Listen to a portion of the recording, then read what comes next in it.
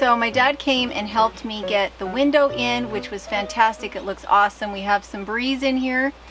And now here are the plans to put in the breakfast nook, which is going to be here. Now what Dad did first was he came through and he drew on the floor the difference between a 14-inch bench and a 16-inch bench.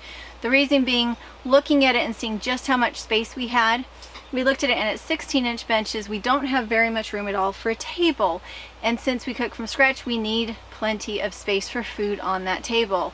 Doing it to 14 inches, we still have room to put 5-gallon buckets into the benches as food storage, but it will leave us a little bit more space for the table. I think that it looks better curved all the way around. We don't have a lot of bums, only 4, so we don't really need this much seating, but I think it would be nice to have this space for the kids to work on for school and for me to work on with the computer if I needed to. And so I do like it wrapped around, even though we really only need what's behind me and to here, not necessarily this edge too, but I like it. I'm really super excited to see how it turns out.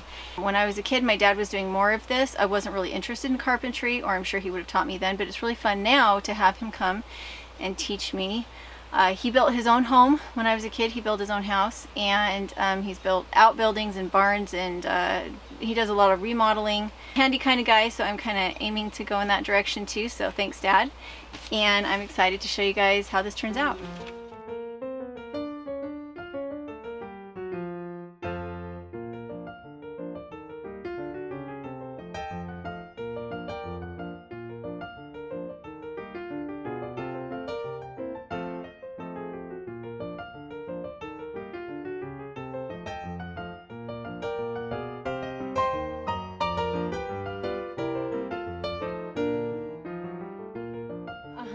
It should be.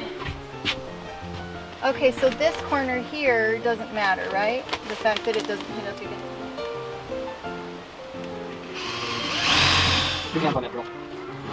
There you go.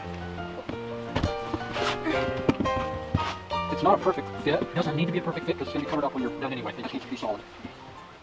Now, on that end, you only have one stud. Okay. So what you may want to do, there you go. Okay, so is that tight enough? Mm-hmm. Okay. Oh, it could have gone behind. Should I cut it a little? Go with. Okay. Why don't you stand up for a sec here? Let me show you what I probably suggest.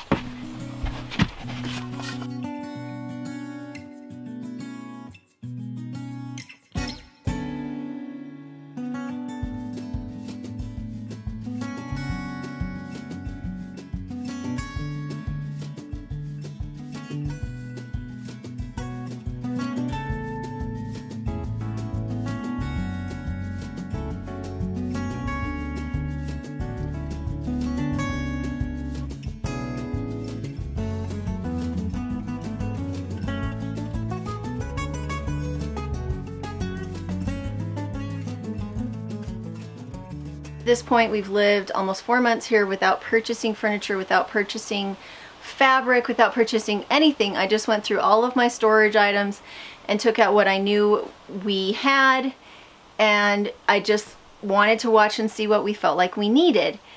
But it did come down to a point where it became uncomfortable to be here because 1, we didn't have a kitchen table, 2, we didn't have anything to sit on, and 3, the floors are wood, and we say prayers as a family at night, and we found that we didn't want to because it was hurting our knees. So I went to a secondhand store. First off, I found a rug, and it was brand new. Nobody had ever used it. For some reason, somebody just gave away a brand new rug. It was still in its shrink wrap.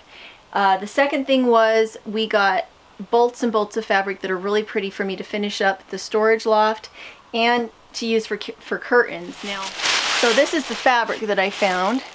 You can see it's the new kind of sateen, pretty shiny, neutral look. But also, I found this lovely little coracle, whatever you want to call it. It has a base right here that holds it so you can tilt it and tip it, and so it's a really fun chair for doing needlework in or for reading a book. It's kind of like a hammock. It's not really like a couch. It's really cool. And the only thing is it didn't come with any kind of cover, and the rungs are a little bit uncomfortable. So this is the foam that I found. It also has not been used. It's shrink wrapped and it was $1. This is the old curtain that I found for $2. And I'm going to sew like kind of like a slip cover over it.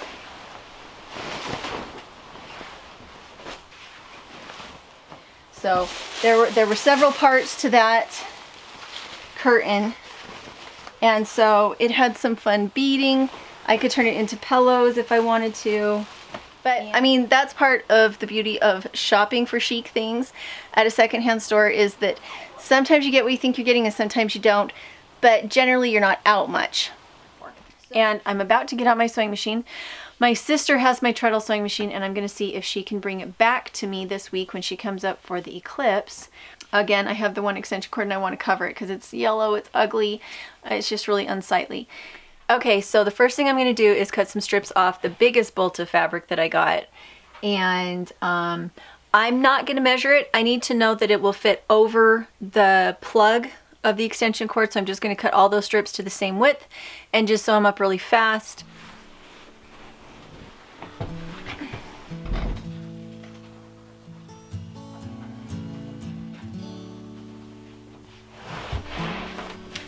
I have to admit that I really like having a rug in here. I don't like carpet because I don't like to feel like there's dirt just in the house that I can't get to. However, the rug has been great. I have swept it a couple times a day, and then I move it and get the dirt that's underneath, so I am still sweeping a lot, but it's nice to have somewhere. You heard my knees kind of crunch a couple times, but that's very comfortable compared to what it was when it was just the wood floor. So I love the rug, and it's really nice to do projects on. I find that the girls are doing their crafting here as much as I am, and I'm finding lots of little nooks and crannies that make the space feel more usable, cuter, and I just keep finding more space, so pretty exciting.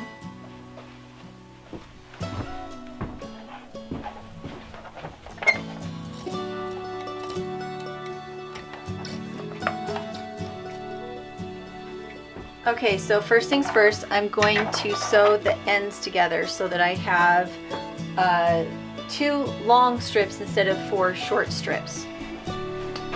Okay, so I have to unplug everything else in order to be able to plug in my sewing machine, and that includes the fridge. Well, that is the fridge, that's what's plugged in. And so, one downside of being off-grid and using kerosene lamps is that I'm using natural light and I can't actually see to thread my needle. Okay, so I'm ready to go. I need to do it quickly. We have to do the same thing anytime we use the saw or turn on a fan, because John didn't do well in the heat. So I'm gonna take right sides and put them together. They don't have to match because I'm just making a pillowcase for the cord. And there is a company that makes new treadle sewing machines. It's called, I think it's Genome. Okay, again, it would have been a lot smarter for me just to have done one wider piece and folded it. Oh well. Now I'm going to trim the side and turn it inside out.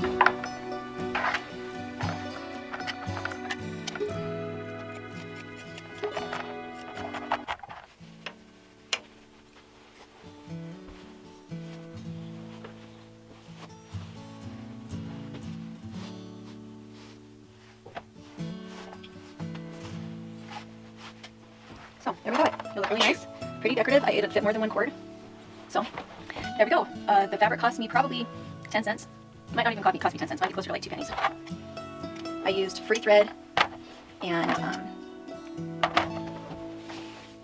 there we go. Let's see how it looks.